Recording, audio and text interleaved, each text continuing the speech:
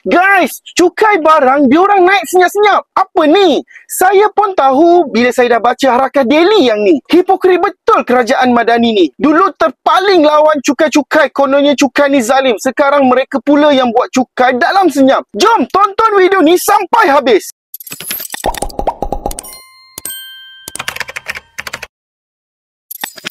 Hari ni saya nak ulas tentang hipokrasi kelas tertinggi. Bukan hipokrasi rakyat marhain, tapi hipokrasi menteri-menteri Madani, khususnya Menteri Ekonomi yang dulunya kononnya jagoh kepada rakyat, pejuang suara terbeban, penentang segala bentuk penindasan ekonomi. Ingat lagi dulu, bila ada kenaikan cukai, mereka antara yang terpaling lantang menjerit dalam media sosial.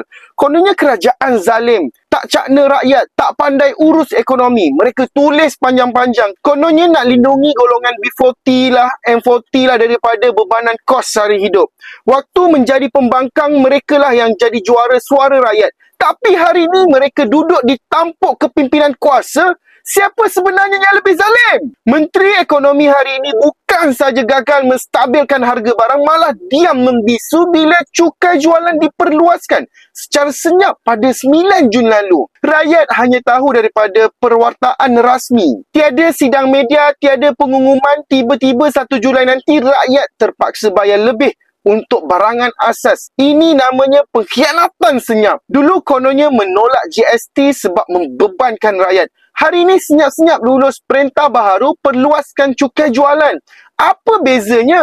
Tetap cukai juga. Tetap kena bayar lebih. Tetap rakyat jadi mangsa. Tapi kali ini lebih licik sedikit sebab dilaksanakan tanpa suara, tanpa penerangan, tanpa rasa bersalah. Lebih menyakitkan lagi, ini berlaku ketika rakyat sedang sesak, harga beras naik, bil elektrik melambung, subsidi minyak ditarik, harga ayam kembali melangit.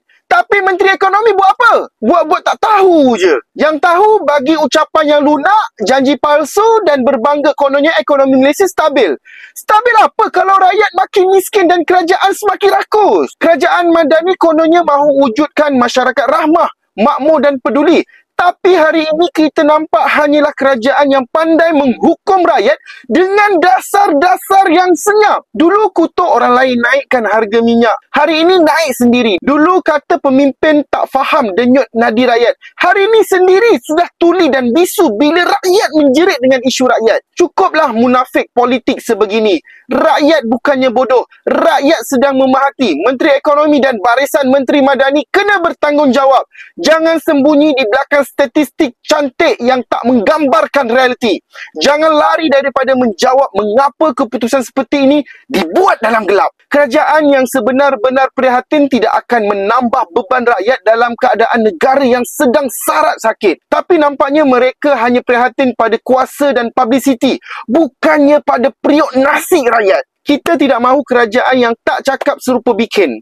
Kita tidak mahu menteri yang dulunya bersumpah bersama rakyat tapi hari ini menikam dari belakang dengan dasar yang mendera. Kalau benar mahu menjadi kerajaan Madani, buktikan dengan tindakan, bukan dengan cakap tak serupa bikin.